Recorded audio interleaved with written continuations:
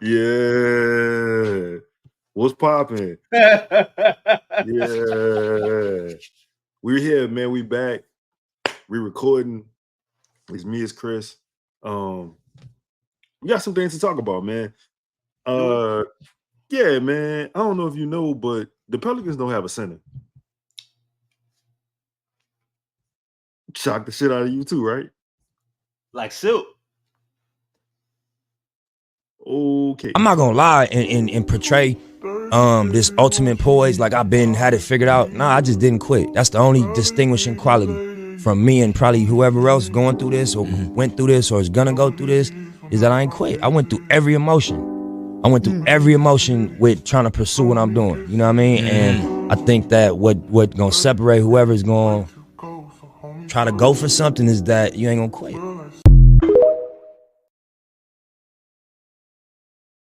Good. You throwing up some signs. I don't know if you wanted everybody to know. Excuse me?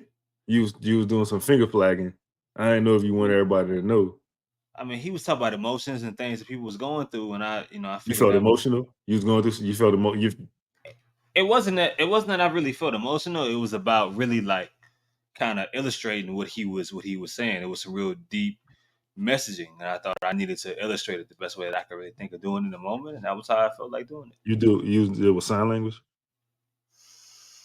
I mean, they let the white lady get up there next to Waka Flocka and do whatever she wanted to do. So I mean, why can't I? All right, man.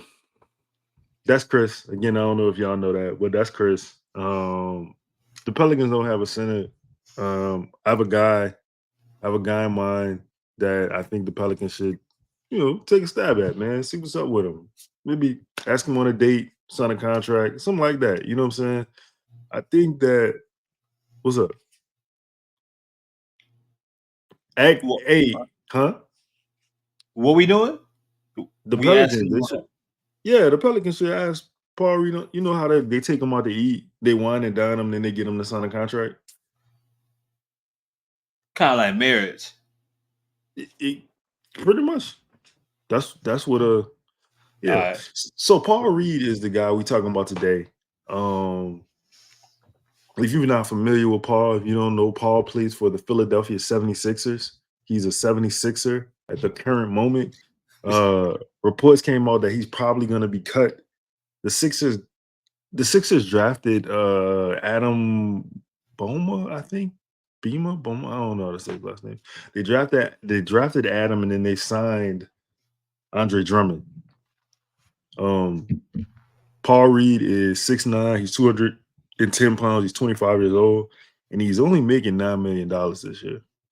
So for a team that is kind of financially strapped due to certain allocations having to go to certain people. It's a guy, you know what I'm saying? I think they should be interested in. They already took Goga away from us. So, long live Paul. Now listen, Chris, I got some files, I got some footage. Um, but before I do that, I wanted to know, do you wanna do you, what are your thoughts on Paul Reed? So I think Paul Reed would fit the stopgap kind of prototype that I feel like the Pelicans are looking for right now and what they would need.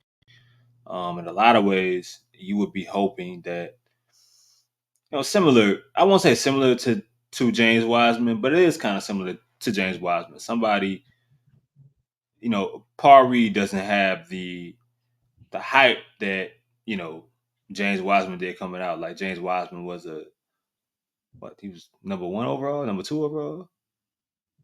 He was something like that. He was It drafted was over. number He was one. number two. Yeah. He was number two, huh? Because Ant went first. No, Yeah, neither here, you're right. there. You're right. Regardless, I know for sure he was drafted before LaMelo. But Paul Reed is a second round pick, right? Like he's, we're talking like a 50 plus 55th overall pick, whatever case may be. It's not the same, but it's somebody that, you hope that you can further unlock. I only compare him to James Wiseman because, there is a risk involved, of giving this individual a higher level of responsibility due to what you have, and hoping you see better than what you've seen already, hoping that you can unlock something. Right. With Paul Reed, it feels like he solidified his role already, but partially that's because the expectations weren't the same as maybe another center would have been. If Paul Reed came to New Orleans, the expectations may rise a little bit. Are you walking yourself into a Greg Steensma kind of situation? If y'all remember from years ago, back Whoa. there. Yeah. Shout out to Greg Steensma, wherever you at. Whoa, I you don't know. sick. You sick. I'm You sick. sick. Yeah, you This sick. this is what this organization has kind of brought me through. But I mean, overall, man, I think Paul Reed is someone who's worked on his game. I think he would fit what this team has kind of done so far, and kind of city or center by committee, splitting the center positions minutes up 19, 20 minutes. That's what he did in Philly. So even if minutes up a little bit, it'll be similar. I think he's a solid defender. Dude that can kind of do a little bit of everything, but has improved pretty much by the year. And he can give you productive minutes, solid free throw shooter for a center.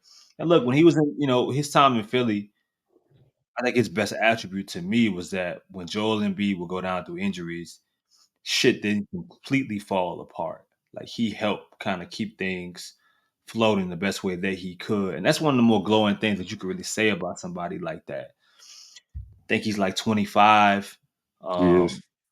A buy low candidate. And when you're in a situation that the Pelicans are in, you will probably have a center. May not be a starter, but somebody in your position is going to be someone like that. He has experience starting and coming off the bench. It's some kind of guy. It's a guy that I think the Pelicans probably would have no choice towards, being interested in. Now let me ask you this. Do you think it's by chance that Paul Reed went to DePaul?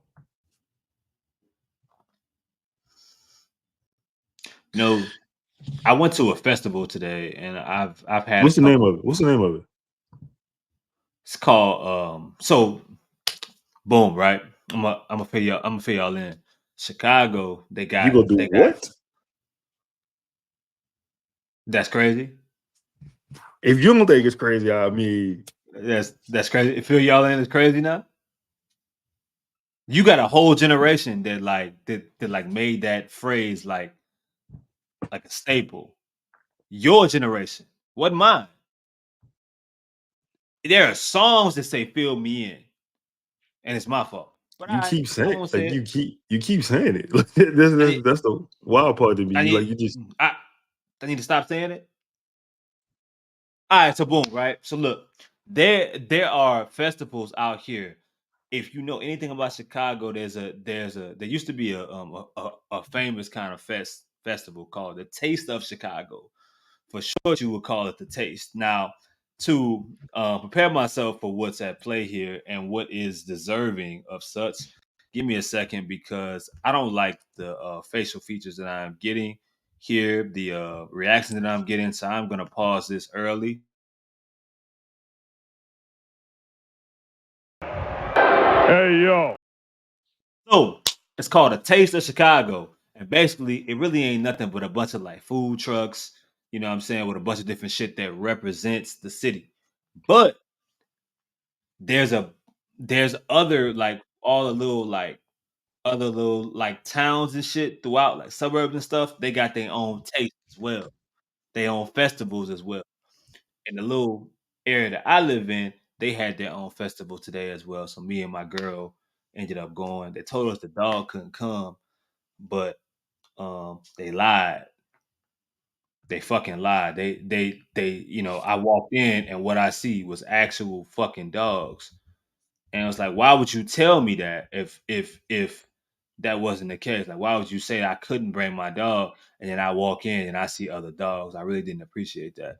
However, went in there, had some food. It really wasn't really all that great, but had a few drinks, a little inebriated. I guess my point, kind of bringing it all back circle. Why the fuck would you ask me about Paul Reed and tie it into him going to DePaul? Man, when the last time you listened to that? Never mind. I'm glad you got a taste. So listen, I think that Paul Reed should You all be right? huh? Huh? No, I'm saying like you was very adamant about, you know what I'm saying? Like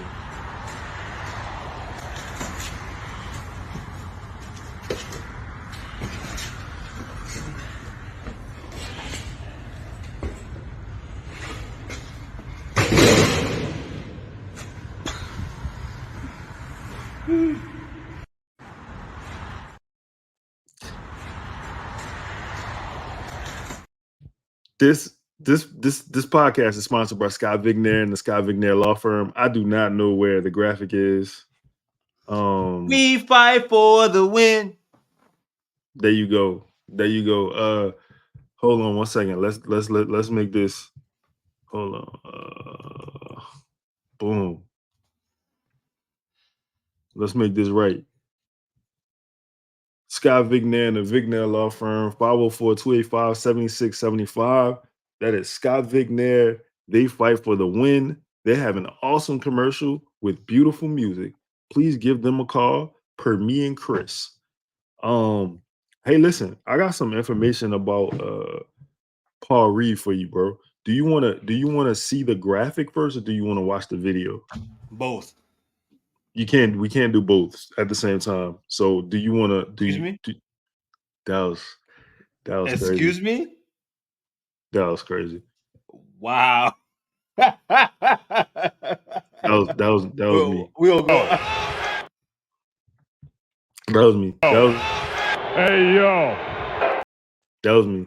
That was me. TV timeout. TV timeout. That was me. That was me. The graphic, Yeah. bro. Let's start. All right, so listen. Paul Reed, first of all, this is important. Let me get this out of the way first. Paul Reed as a starter, last year as a starter, he averaged 10.3 points a game, 7 rebounds in 26 minutes as a starter. Shout out to Jake Hardy for that information. Shout out to Jake Hardy in general. Paul Reed is a fourth year NBA University darling. NBA University loves Paul Reed. Why? So I'm gonna just go down. I'm gonna just give you some information. Offensive rebounding, top 10 players in offensive rebounding for players under 25. You see who first on the list? Some hell of a rebounders on this list, I would say. Paul is number one.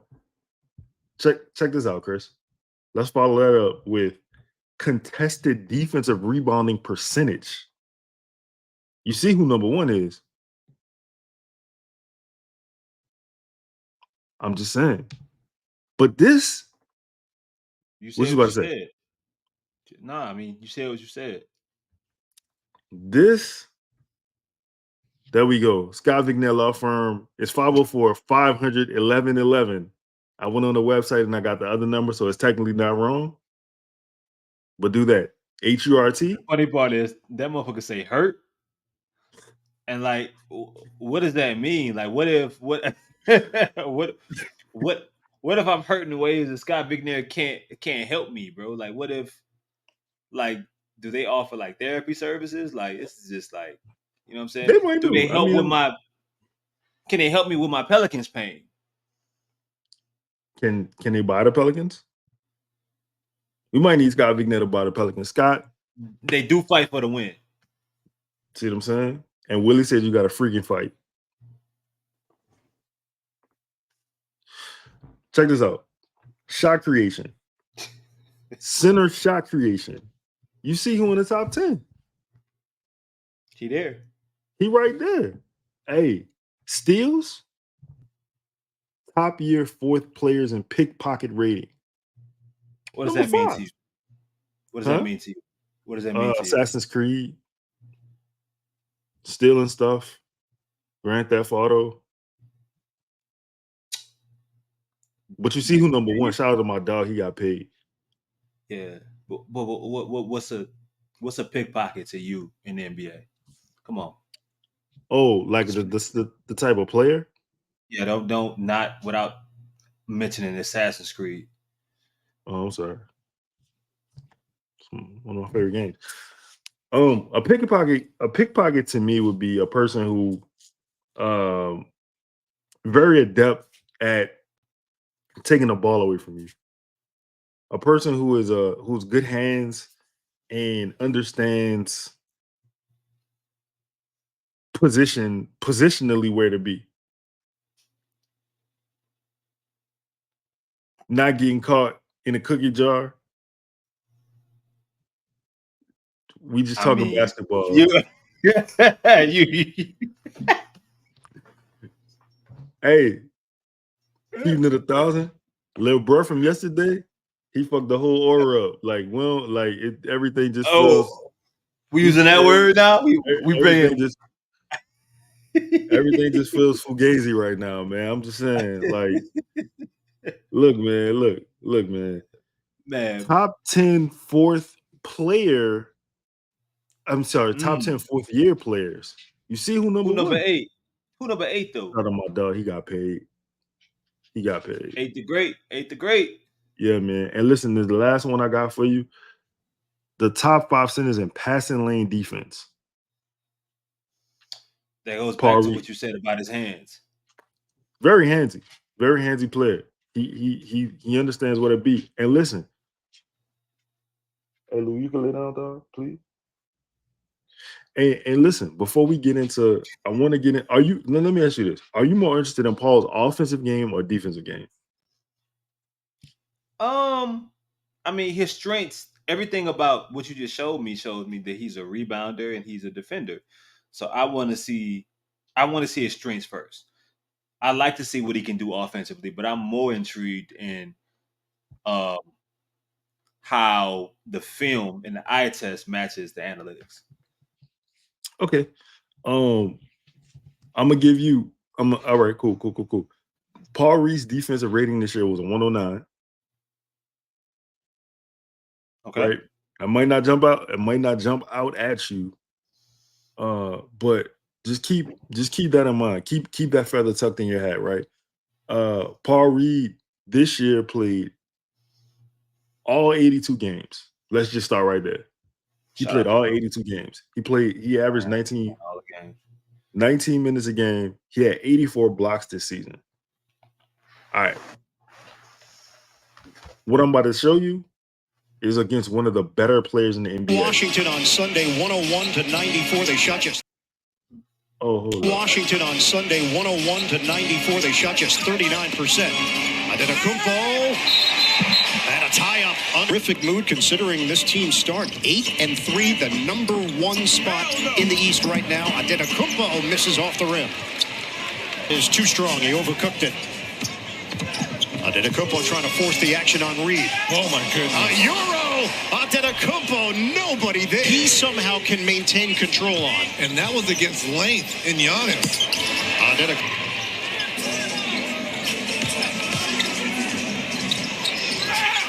On the interior, too easy for Giannis. For Tyrese Maxey. And that's the second time he has shot that over Giannis. Antetokounmpo rims out off the Euro. That's a step out of his range. Get it to the rim. Antetokounmpo gathers and scores on the interior. Flies in for the rebound. Cool down Maxey has after that hot first start. Nice block by Patrick Reed. And had words for Giannis afterwards. 4 consecutive turnovers up and down the floor. Antetokounmpo, difficult angle, comes up short. He's got good size, 6'4", 198. Antetokounmpo against Reed. Turnaround, no. Rebound, fought for, controlled. Philly long. We saw from Holiday in that championship run. Being able to guard players. Nice move there by Giannis. Antetokounmpo going to the hole. Hey, yo, listen. You never gonna play. He ain't gonna shut Giannis down. But from what you saw in the film just now, was a dude who competes. He used his body really well to. It's no other way to say that, man. What you wanted me to say? He uses. Huh? Finish your point. he used his body really well to protect the rim, right? He shielded himself. He shielded the rim. He put himself in the way of Giannis. Giannis gave that motherfucker a euro though and lost everybody on that one play. Like that shit was so nasty. But I'm gonna say Listen, Paul Reed paid adequate. Go ahead. what? What? No. I was just gonna say he played about as good as good a defensive game as you can play. The first thing that I saw in watching him, right? He's technically like he's not a he. I wouldn't consider him a traditional center by any means, right? You would say that even if he starts for you, he would fit more so the Larry Nance mode under Willie Green than Yep. Jonas Valanciunas, and that's the first thing I thought of.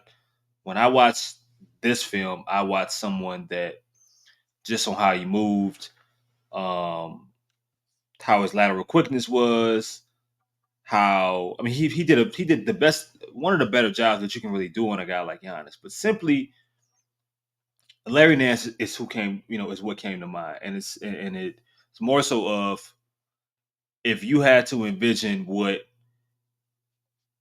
a healthy Larry Nance would be, that was a little bit better, a little bit taller, but overall a better defender. That is what Paul Reed would be, um, from Willie Green's mind, from the Pelicans' mind of things. And I don't know, I wasn't able to see what kind of communicator he is or anything like that, but I feel like if the staff really enjoyed throwing Larry Nance out there some nights for 30 minutes a game, Paul Reed would kind of be an increase of that. He's not he's not going to give you much necessarily offensively or anything like that. He's not breaking the mold there, and in all honesty, he's not even going to give you what Larry gave you. I would say in the moments that he decided to shoot the three ball, like he's not really an option there so far in his career. But if we're talking strictly defensively and switchability, and we're talking you being able to go small and run lineups that Willie seems to lean on and likes to run, Paul Reed can kind of be that kind of small ball anchor of sorts. He holds his ground really well. And I mean, you don't really need to see much more. I mean, Lito's going to show some additional film, but watching just strictly how he guards Giannis, how he takes the you know the um the shoulder that, or the post attacks that Giannis tries to throw, how he was adjusting to Giannis driving downhill, how he chose to defend without fouling, how he was very particular in when he chose to reach and when he didn't, how he timed his jumps, all those things. You can really only do that without, you can't do that without preparation, without really good instincts, without really good timing, and just being ready for that kind of assignment. I mean, Giannis is one of the best players in the world. And I mean, stopping him one time is a fucking accomplishment. Being able to even bother him a few times a game or being a deterrent is an accomplishment on itself. No doubt. I'm gonna give you some Paul Reed. It was a little bit more information before we get into the video because I want to show the video, and then at the end of this video, remind me to show you that NBA players are aliens, right? Paul Reed, as far as offensive rebounding goes, he's in the 98th percentile. Mm-hmm. Paul Reed, as far as What does that deflections, mean? What does that mean for those that don't know, Lito? the percentile, Yep. in layman's terms, it means he good as fuck. That's what that means. If you're in that high of a percentile in something, that means you're good as hell. Deflections, he in a 96th percentile. He's like, again, very, very good. So His he fits the role playing, low maintenance, Larry low Nance usage type. center Yep. that it feels like this organization, or specifically Willie Green, wants around the talent that they have right now. Absolutely. He Unlike Larry Nance would occasionally make a three though. That's not in Paul Reed's game yet. Like he doesn't have that in the NBA. But I do have some footage that I do want to show of his shot making ability. Anyway, his adjusted defensive turnover percentage is in the 95th percentile. His rim frequency, which is the percentage of opponent shot attempts at the rim where this player is able to contest a shot, 95th percentile. His block percentage is at the 94th percentile. I'm just saying you got a very active defensive player. That sounds like, by the numbers, about the analytics, we're talking about an elite role playing center. Yeah. Like that's what that sounds like. We don't know what it would look like if you played 30 minutes a game or 25 minutes a game or so on and so forth. But by those numbers, you're talking about an elite role playing center. And that guy's valuable. That's that's basically the best way to put that. And just for shits and giggles, right? When you talk about defense, I compared him to Jaren Jackson Jr. And hold on, let me see if I can. I don't have a way to. Damn, I got y'all. Hold on. I got y'all. Show you what I did just now. I compared him to Jaren Jackson Jr. because I wanted to get obviously he's the defensive player of the year, right? Like it's a guy who you would say is ahead of most forwards defensively. Mm-hmm. And I wanted to compare him to Paul Reed just to see where Paul Reed stood. Because I mean, the numbers are one thing, right? But when you get an actual comparison to a guy, that's a little bit different. I'm uploading this right now so I can show y'all what I'm talking about with the Paul Reed situation. While we doing that, I'm going to let's see.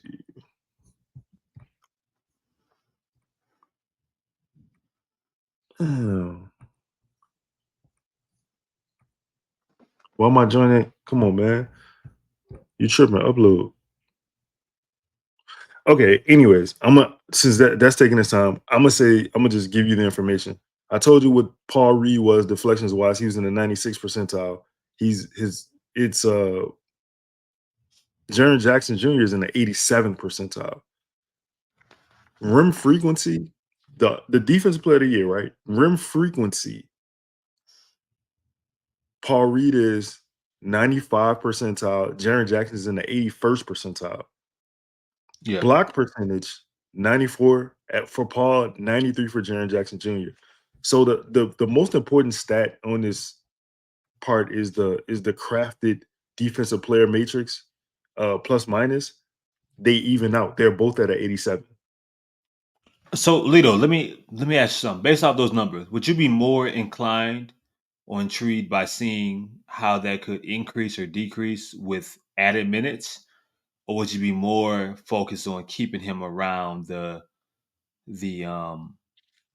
minute average that he's produced these Right. analytics with, which seems to be around 19, 20 minutes, 19, some yeah. spot starts, something like that. What do you think would be best? I think, yeah, I'd be curious to see what an increased minutes role look like for him at the 19. Excuse me, past 19 minutes. Yeah.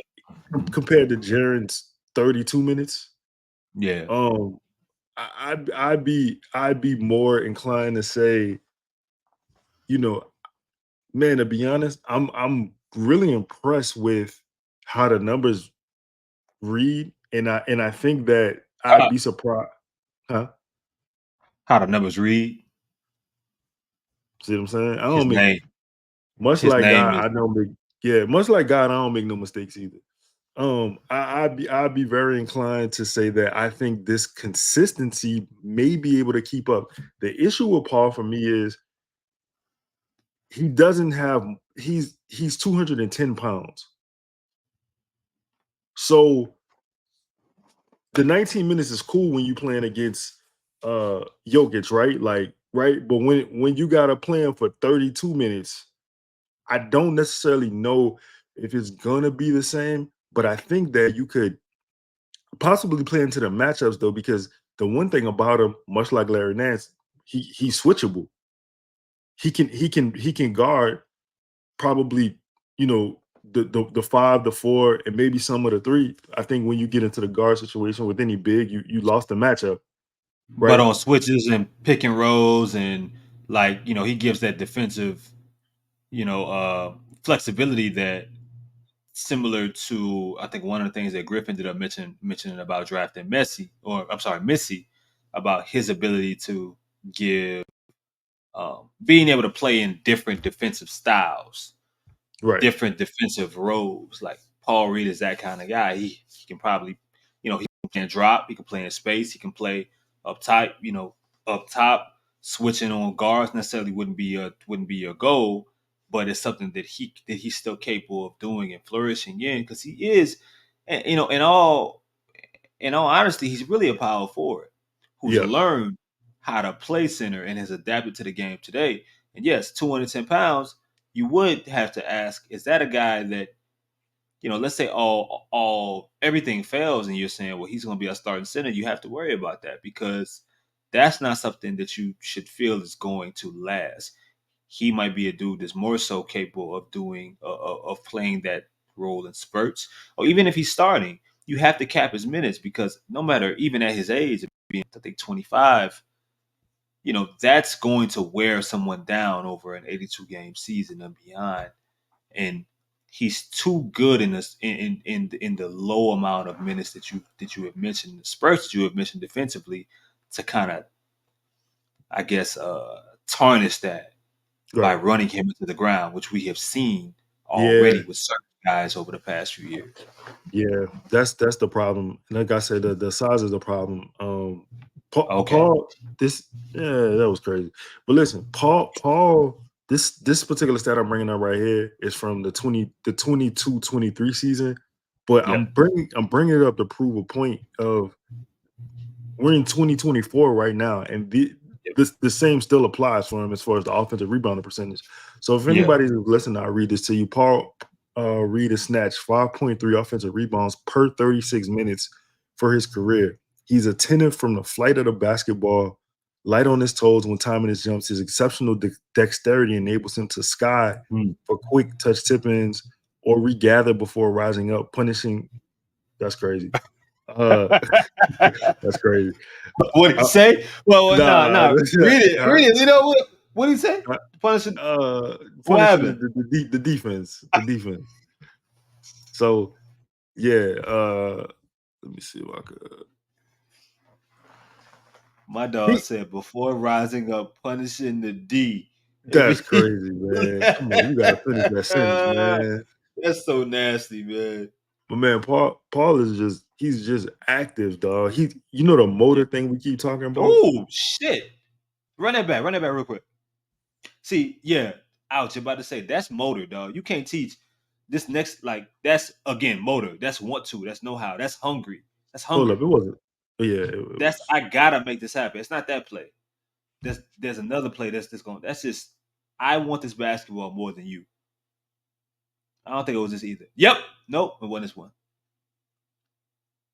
I think we further back, but I can't find it. There was one where he snatched the ball down like a one hand, and it was just disgusting. Yeah, I mean, I mean, some of this is just like, goddamn, one of y'all box out, man. So but if you go ahead, my bad. no, I mean he's That right perfect. there. That one. He's taking advantage of where the game has went. Like Yeah, if you are a team that's going to decide to go small and that's going to be your specialty, he's the perfect guy to throw out there. He's taking advantage of that because he's just not the traditional 6'9", 210 pounds. He clearly has a motor beyond that makes him probably look taller and feel stronger when defending or when trying to box out. yeah, yeah. I mean, listen, it's he's a guy who hold on, this is another highlight. This is another good highlight, man. Shout out to Court Hype. I just want to shout out everybody who puts these clips together, man, because we appreciate y'all. Makes our job much easier. So this one talks about his, again, this is from the 22-23 season too, but again, the same rules apply. Paul is habitually off and running to get out in front of the defense, supercharging the offense beyond a typical trail catch. His end-to-end activity is a change of pace the Sixers need in spurts, given their heavy half-court dependence with Embiid, man, in the middle. So with that being said, if you look at Paul, he is running with Tyrese Maxey. He was running the fucking floor with Tyrese Maxey. Your big not supposed to be able to do that. He's stride for stride with a guard. Can you show the film? Oh, my bad. I swear to God, I thought that shit was on the screen. My fault. I'm like, all right. My fault. This is the play I was talking about. He running stride for Yeah. stride with Tyrese. Oh, I mean, he really was moving that fast. I get what you're saying. I like this one right here. Oh. See, that's really a power forward, bro. Yeah, this isn't a guy that should be cut. Philly just got their own situation to figure out. But this isn't a guy. This is a guy that if he is cut, will be picked up and will be Hopefully, very bro. valuable to the next team that he Hopefully by decides the to pick up. Pelicans. Hopefully. But yeah, no, I'm with you. He's not a guy who should be cut. The Pelicans need this kind of activity, bro. Especially with how often have we had questions about guys boxing out, or guys wanting to get the rebound, or guys lazily just watching the basketball.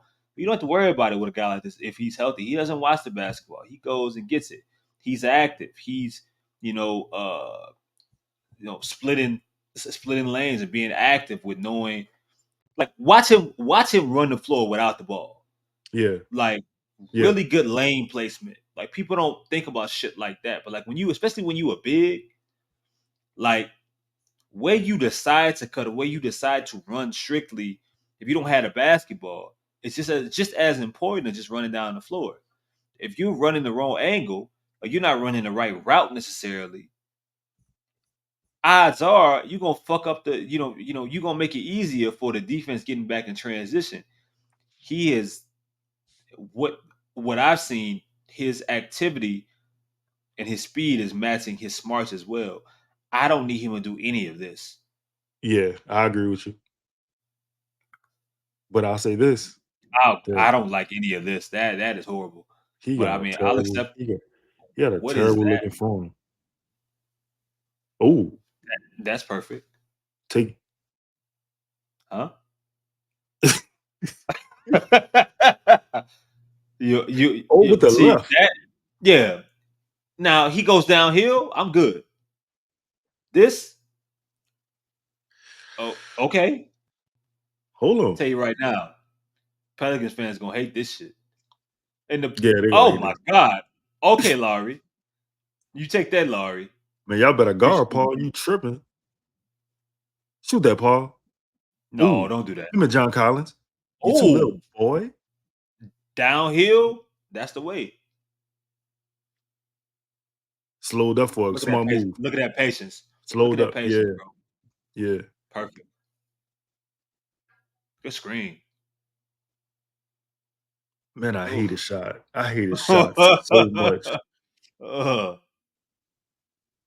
Come on, Pat Bev. Now. Walker? Oh. What you think you're doing, Kessler? Fuck out of here, boy. Good screen. Good screen. Good screen. Solid screen setter. For real. Let's see. Really good screen fundamentals. And he holds the screen through. Nice. I ain't gonna lie, Lito, this is some impressive film. Yeah, man. Yeah. You know, ironically, who he reminds me of? Who that? That we watched recently? Who that? Deron Holmes. I knew you was about to say that. Deron Holmes. Oh, good move. That's who he remind me of. Deron just his game, at least in college right now, is a little bit more like he's shooting more perimeter based shots than Paul is. Oh my God. Oh my God. Let me ask you this: if we hit a guy shot but it's falling, what you do? I mean, don't listen to us. We might have to do a Sengun show. For real? Saying they saying they ain't resigning them to the. They ain't I gonna give him the mean, max. and we gonna dream. We gonna dream. I'm Oh, saying good move, Pat. Sengun can't keep him off the glass. Now this is what. Look at that. Two people. He boxed out two people. That's really good, Paul. Oh my God. That is. Listen, he's earning every dollar he's ever made in the NBA. Let me tell you that. That's the best thing I could tell you, dog. Yeah, This ain't nothing but hard work. you better get out Oh, there. he said, "Why? Oh, This ain't nothing but hard work, bro. This ain't dog, nothing but hard work. this This what you ain't nothing but need. hard work." Hey, if this don't sell you, I don't know what to sell you on. This motherfucker came from out of bounds just now. Ooh, Wimby, get out of here. Who in this? Isaiah Jackson? That was a great pick. Oh, and a foul. Oh, no, I think that's Jalen Smith. All right, and see, I can get him out of here. Oh, hold on, Paul. Oh, Hold on. Hold on, Paul. Little boy. sheesh. Good. I am really impressed by his screen selling ability. That's one of the more impressive things that I've seen. He really smart with space too, Chris. He really attacks the space. Like you see a Uh, couple of these open jumpers he hasn't wanted to take, and he still just he walks his man into the space. hmm And the wide open ones, like he knows who he is. He knows who he is, That wasn't even wide open whether right there. whether it's pretty or not. Philly would be a fool to cut him, man. They They'd be cutting a him. fool. They cutting him. I mean, but listen, when you drafted your boy from UCLA, Uh huh. who you looking at as probably, your future at some point, Uh huh. I get it. Pass, Pat. If he's available, he's some guy. He's somebody that the Pelicans should at least inquire about. Even like I know a lot of what they're going to do, what the center position is going to be built into whatever trade that they ultimately make. But if there's any opportunity of you being able to bring a guy like him in, oh my goodness, Hey, or at least inquire what it would take, you got to look into it, man. Chris, he making Or go in a $7 million different. next year. He making $7 million. Hey man, Pelicans got to pounce. Oh, That's DeAndre Jordan out there. Jokic, you better Jokic, guard me. yep, Crazy. nigga. Aaron Gordon, you Nah, just gonna leave me? Oh wow. nice. And I know y'all seeing these threes. I don't think he averaged even a 3-point attempt um Yeah. overall for the season. But again, he only played 19 minutes, so you would figure with adjusted minutes, it's a little bit over one a game, but that's still not a lot to be really excited about outside the highlights. But at least the willingness to want to shoot the shot, Yeah, that's because what you need. you know, because eventually at some point you would hope that with a dude at his size and his limited offensive ability, it's something that he would want to continue to get better and better at. But that's some good film. I don't need to see nothing else. I'm so old, man. Shout out to people. Hey, but listen, hold on, bro. I gotta show you this. I'm sorry. This is Okay. why this is why NBA players are aliens. Okay. Tell me. I'm about to let you. I'm about to. Hold up. This is why NBA players are aliens. B-ball Paul. Oh, this is him in open gym. This really him. This is why This NBA the real goes him. analyst. Yes. This the real him. He Yes. just, this the real him. He just He's still combining his game to match what he gotta. Oh my God. like, Understood. you know what I'm saying? That's all I'm saying, man. I really don't have any other film to add to this. I think Paul Reed would be a great addition to the New Orleans Pelicans. I think that the Pelicans should definitely inquire. I mean, you're talking about a young man, 25 years old. He making $7 million next season. Yep. For a team who's cash strapped, does not have a center on the team. Like, I'm not saying Paul Reed needs to. It still should be a center by committee. Yep. Still keep him around, 20 minutes a game. I think you have something special. And listen, Chris, if he develops into anything, you win. If he doesn't, it's $7 million. Like, what are you losing? Yeah, I mean, if he's cut and you get an opportunity to bring him in and give him out, and even if you sell him on hey man, we'll give you opportunity to compete for the starting position, whatever case may be, or you're no worse in the situation than you were leaving Philly, and you might be even inclined to want to sign here because you're the type of big that Willie Green has seemed to really frequent. Yeah, I Yeah. mean, what could he lose playing next to some of the guys he'd be playing with here? So I mean, I would hope that if he is available, the Pelicans would at least think about what it could look like. Mm-hmm. But if not, shout out to Paul Reed now, and I don't doubt that he's going to find a home very quickly in an established place, and with a really good role. So No doubt, man. And last point about this, Paul Reed had a career high this season against Denver. He had 30 points and 13 rebounds. Oof. So he definitely fed on Denver. Again, this podcast is sponsored by the Vigna Law Firm. Please get at them. We fight for the win. All right. Again, that is 504 500 Hurt? 1111 or hurt. You hurt? You know what I'm saying? And in the show, Chris, you got anything else for me in the show? Keep fighting for the win, man. Wherever it's at, you know what I mean. It's in the locker room. It's in your, it's you fighting for custody for your child. You fighting for better pay. Whatever win you fighting for. You fighting for better food. You fighting for a better place at your job. You know what I mean. You fighting for the love of your life. You battling other people. To secure the life, the love of your life, whatever it is. Fight for the Right. win. Right. Whatever that win is for you, just keep fighting for it. And you could be like Scott Vigner. Being rich, one of the biggest keys to that is empowering your circle, empowering your family. Because you being rich and everybody else being broke next to you, it's only going to be so long before you jammed up. But if you can make an investment that empower them, they don't need to ask you for that. This is what I'm finna set up for y'all.